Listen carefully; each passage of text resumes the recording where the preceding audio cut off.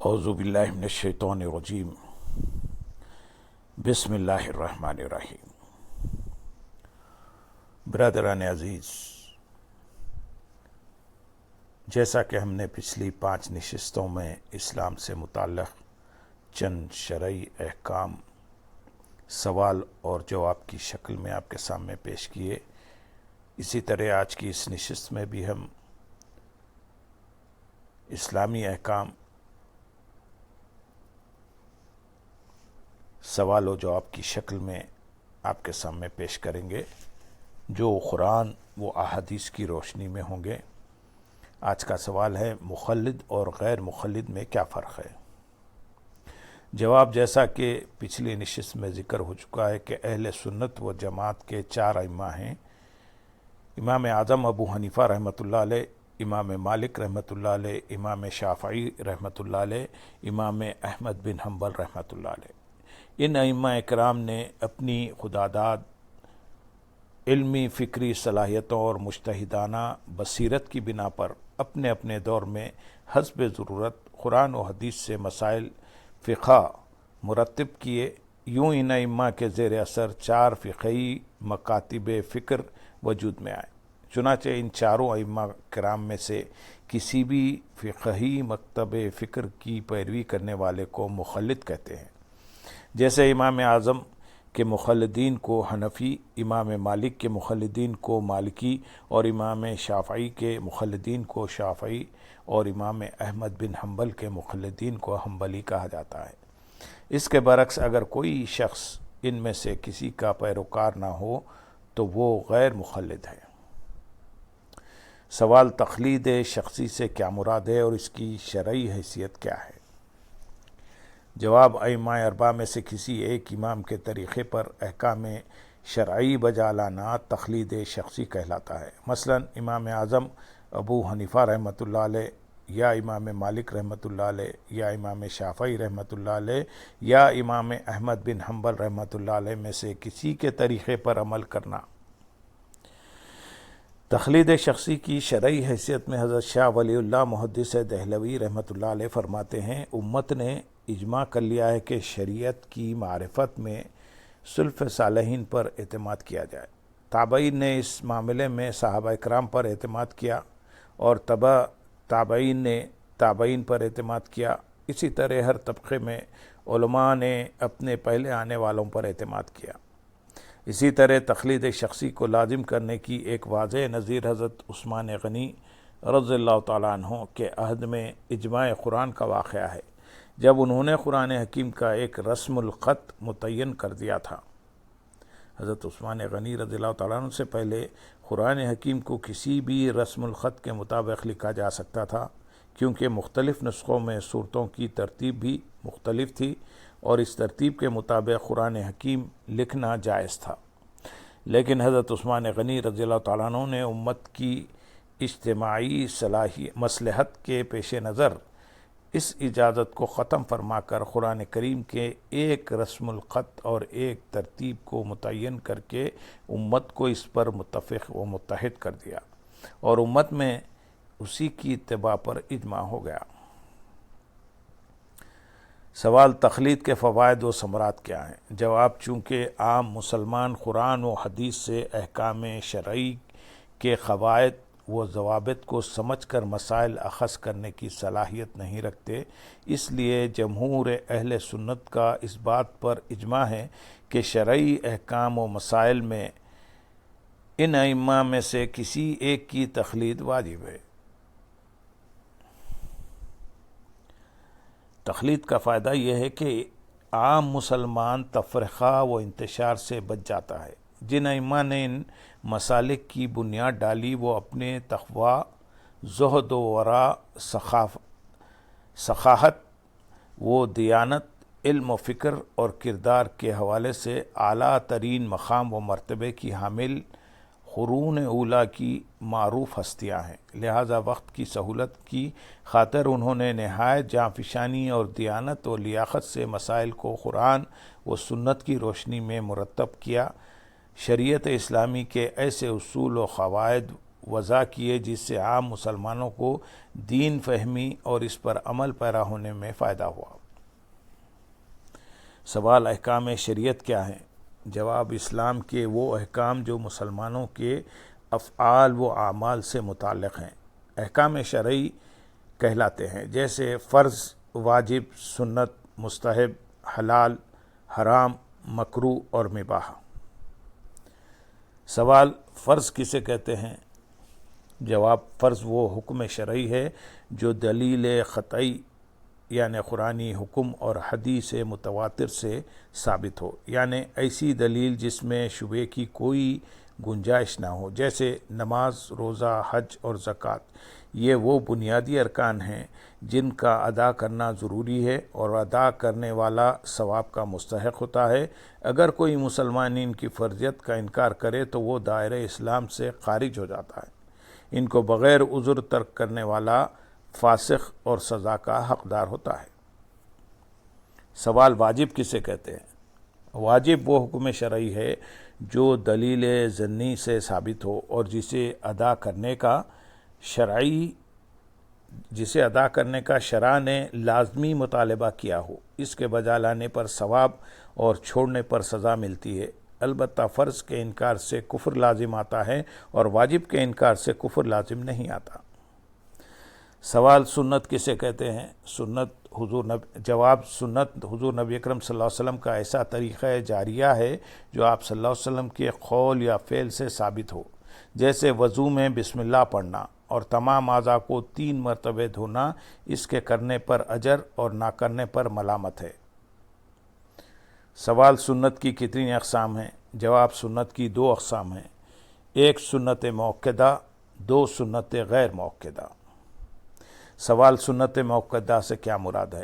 جواب، سنت موقدہ وہ عمل ہے جسے حضور نبی اکرم صلی اللہ علیہ وسلم نے 1-2 مرتبہ کے علاوہ ہمیشہ بطور عبادت اپنایا ہو اور اس کی اقامت تکمیل دین کی خاطر ہو، جیسے اذان، اقامت، نماز باجماعت وغیرہ سنت موقدہ ہیں۔ یہ ایسے اعمال ہیں جن کو ادا کرنے کی حضور نبی اکرم صلی اللہ علیہ وسلم نے تاکید فرمائی ہے۔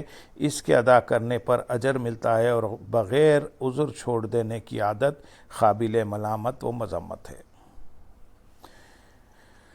سوال، سنت غیر موقدہ کیا مراد ہے؟ سنت غیر موقدہ سے کیا مراد ہے؟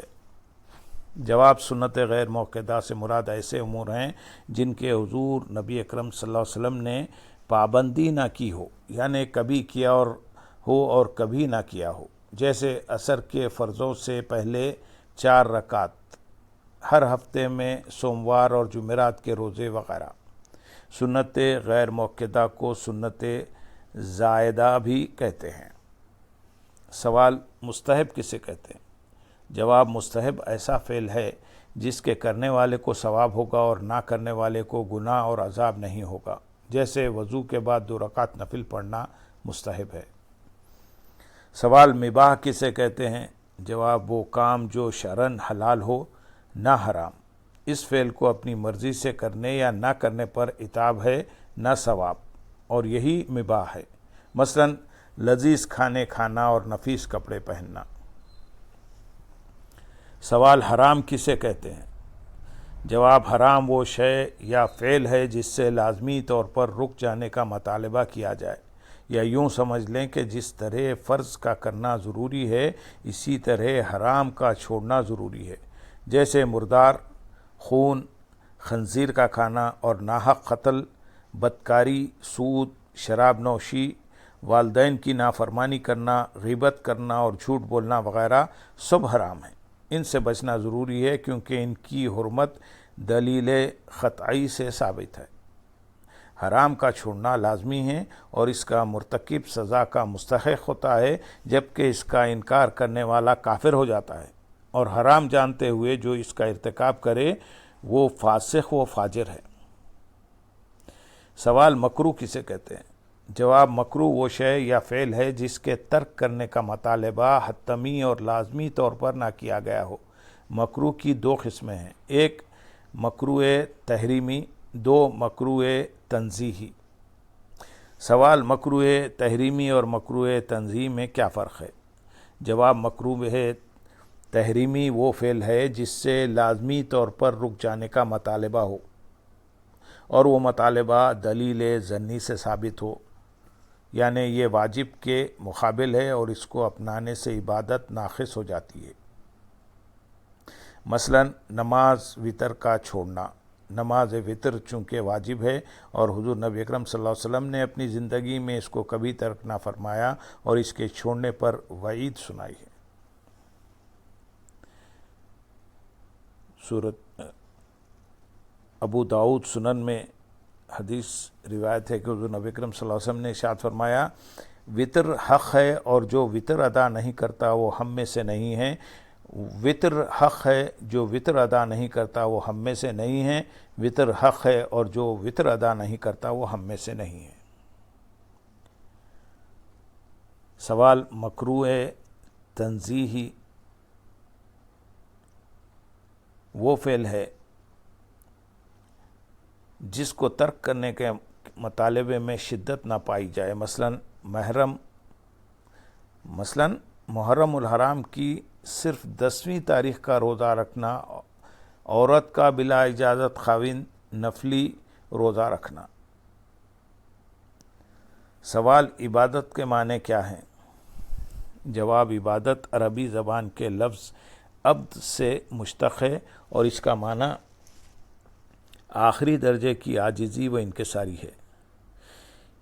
امام راغب اصفہانی رحمۃ اللہ علیہ بیان کرتے ہیں، عبادت عاجزی و فروتنی کی انتہا کا نام ہے۔ عبادت عاجزی و تعظیم کی آخری حد کا نام ہے۔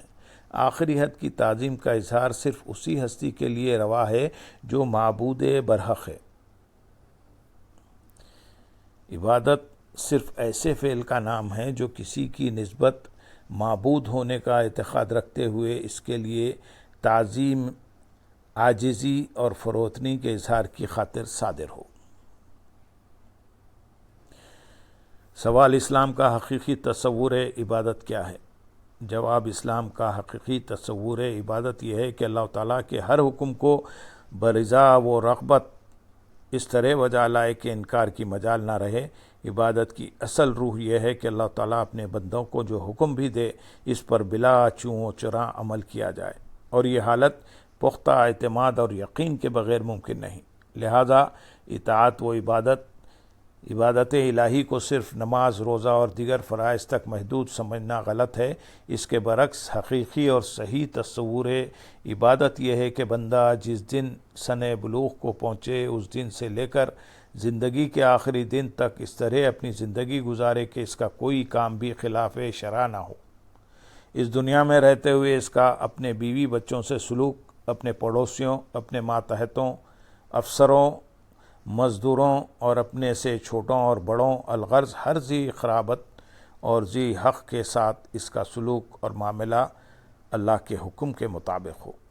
لہذا اگر کوئی انسان ذوی الحقوق کے حقوق پورے کرتا ہے تو اس کی زندگی کے شب و روز اور اس کی حیات کا ایک ایک سانس مصروف عبادت ہے۔ اگر کوئی معالج پوری رات یا اس کا کچھ حصہ کسی کراہتے ہوئے مریض کے علاج معالجے کی غرض سے اس کے سرہانے گزار دیتا ہے تو اس کا یہ عمل بھی عبادت ہے۔ قرآن حکیم نے عبادت کے اس جامع تصور کو یوں بیان کیا ہے۔